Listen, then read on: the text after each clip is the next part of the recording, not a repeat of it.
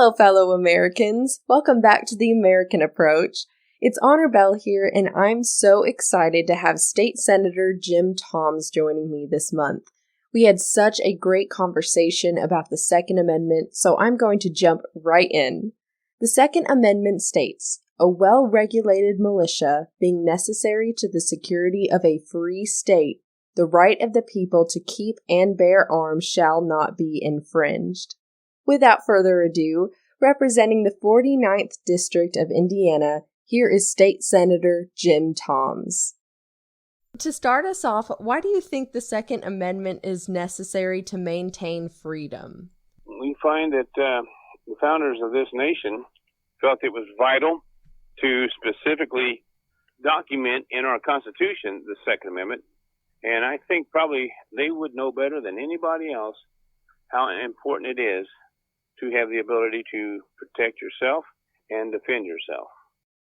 What is your opinion on the red flag law? Do you think it's a bit of an overreach, or do you think it's kind of a good tool?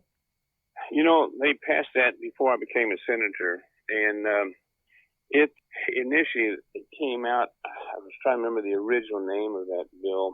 It was named after an officer who was shot and killed. And sometimes when things happen in this country probably more than other parts of the world, it seems like we race to pass laws, and I don't know if sometimes it's been thought thoroughly through before we put an idea into a law. But I know the intent of that was to see to it that somebody who absolutely, beyond a shadow of a doubt, is not someone who should have access to a firearm. That was, and I think probably even the founders would have agreed with that. But I do know that here, some years ago, since I was elected, it was modified a little bit to lighten up some of the restrictions on it, to where if a person has been either they've been admitted or been treated for maybe an emotional or mental illness of some sort, but they have been cleared and they're fine now, and or that their illness was not what they thought it was not that extensive, and they've recovered from that, and they had firearms prior to that they can get their firearms back. But there was a changes made so that it's not quite as restrictive as it initially was done when it was first implemented. And so people will argue it's an overreach. It may be. The problem is to try to argue to either roll it back or repeal it. That's a tough climb now. It's always more difficult to repeal a law than it is to pass one. Is there anything coming up in the legislature that listeners should know about? Well, I have filed a bill, constitutional carry bill, and that measure would eliminate the requirement to have a handgun license in order to carry a handgun on yourself or in your vehicle. And the purpose of that is that, and the argument's made that, you should never have to have some kind of a document from the state in order to exercise a constitutional right. Now, the bill stipulates that this would be for 21 years and older. Some would have wanted it to be 18 and older. The problem with that is, I think if we had it worded that way, the fight would be all about 18-year-olds having guns. Well, there's a lot of 18-year-olds out there that's quite capable of having firearms. They're in competition shooting, they hunt, but I think the perception by the public would say, and they would picture 18-year-olds running around with handguns and no license and no way to check to see if they should have a handgun. And the argument would be all about that, and we would never get the constitutional bill carried. Now, 18, 19, and 20-year-olds can still get a unlimited or lifetime handgun license, which is free now. They can have that, and that would work for them. And they're not being hurt since there's no charge outside the fingerprinting part of it. So I have that bill. That the House has tried that measure for several years. They've never been successful at it. And they've had it so complicated and convoluted that it was so complex, nobody really wanted to support it because you couldn't understand what it actually was trying to do. This version I have is much simpler and it just goes right to the point. So we'll see what happens. We'll find out. Also, I have a bill that was a deputy sheriff in the middle part of Indiana has asked me to do this, and it would concern firearms that are confiscated by law enforcement. Rather than destroying those guns, they would be sold back to qualified individuals or FFL dealers, and that would generate a great deal of revenue for these police agencies. Now, I had a bill like that, I think, in 2015 or somewhere along there. And when I got it passed out of the Senate, went over to the House, and the House gutted it and put language in there instead about guns on school property. And so my portion that I was trying to do, I didn't make it. But this bill, I filed it as well.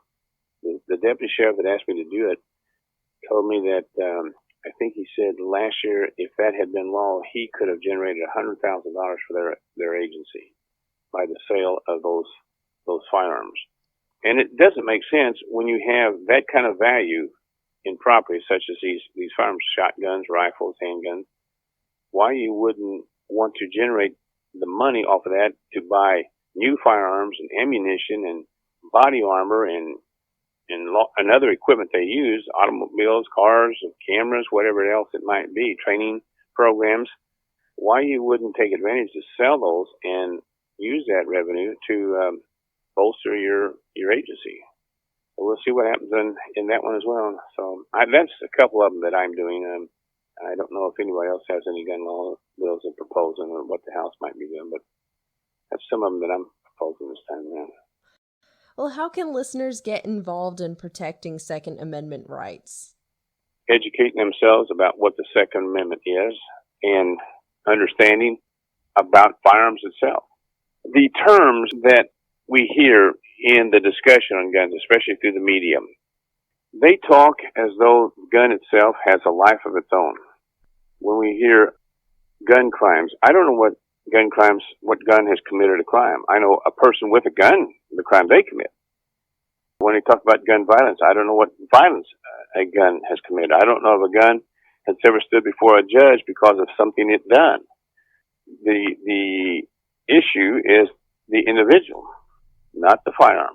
When they talk about a certain style of gun, as though it's an evil gun, that it has evil. I heard it once said that evil does not come from the barrel of a gun. It comes from the heart. And so they need to know about what firearms are, and they need to know the right that we have to bear arms in this country and in the state of Indiana. And they need to learn the laws, what laws are out there right now. A lot of people have no idea what's done for them here in Indiana, especially 2011 was a phenomenal year for gun rights in Indiana. And so a lot of people are oblivious to what our laws are here in Indiana with regard to firearms.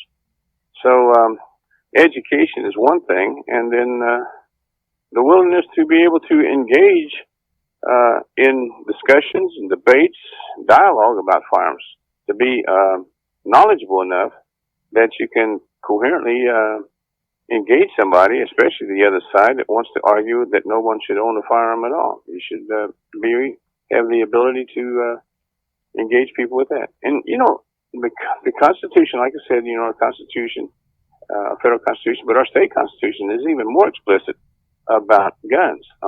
In Section 32 of our amendments here in our Constitution reads, the people shall have a right to bear arms for the defense of themselves and the state. That's all it says.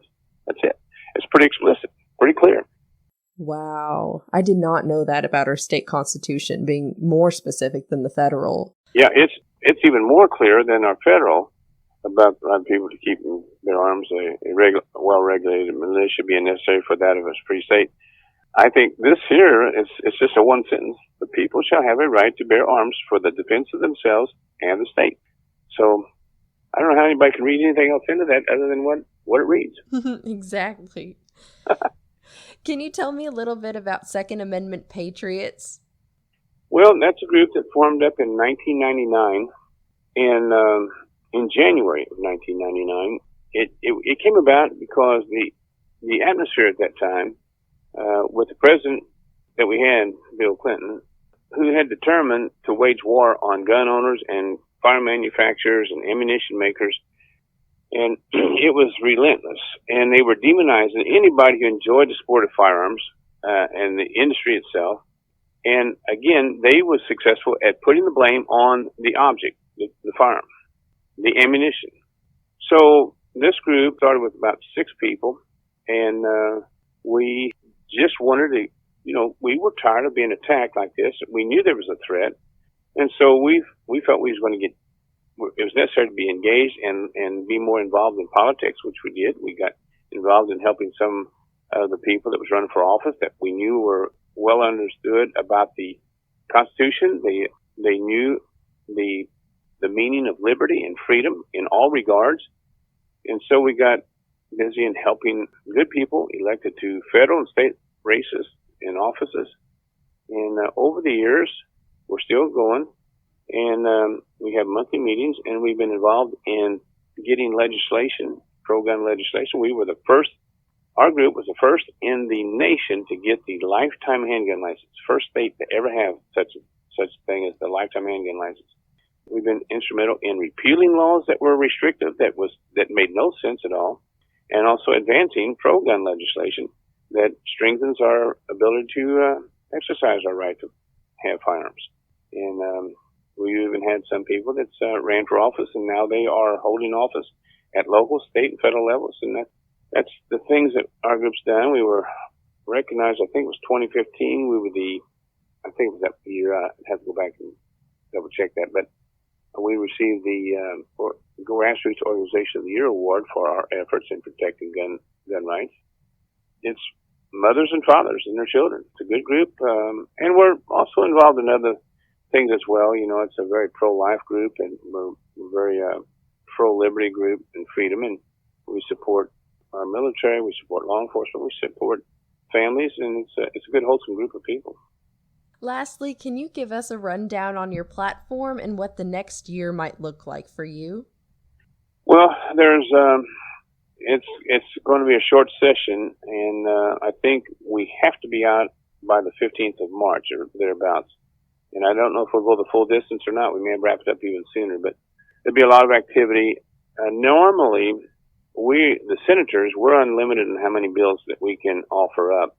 But I think because of the tight session and there's so many things that we're facing right now, we were limited to 10 bills each. And even at the 10 bills, none of us are actually going to get all of our 10 bills heard probably. But I've got the bills I talked about, the constitutional carry, and also the one concerning the sale of firearms back to the qualified people. I have a bill that's working on scrap yards and tow trucks that they bring these old cars in for scrap. Right now, there's a requirement to have either a title on these cars or a document that shows ownership of these cars. And some of these cars could be like 15 years old, and nobody's going to be able to track down a title. So I got a bill that this is one of them that the salvage yards and scrap dealers had asked me to do for them. I'm also doing a bill that will address the issue of school libraries and public libraries that are getting these obscene books in the hands of kids K through 12. I'm dealing with that age bracket. And so to try to see that we can protect our kids from this kind of obscenity. I have over 10 bills that people have come to me and asked me to do for them.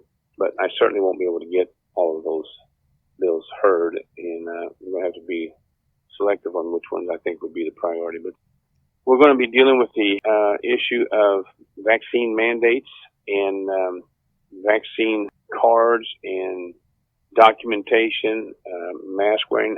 I know that's going to be one of the first things I think the General Assembly is going to take on concerning emergency orders and that sort of thing. So, as well as all the other stuff that we normally deal with, whether it's education matters, agriculture matters, natural resource issues, transportation issues, could be some military. I'm the chairman of the military committee, and so there's a great deal of other items and topics that we'll also be dealing with. So it'll be a busy session in a short amount of time. Thank you so much for tuning in. I'll see you next month, but until then, keep it constitutional, ladies and gents.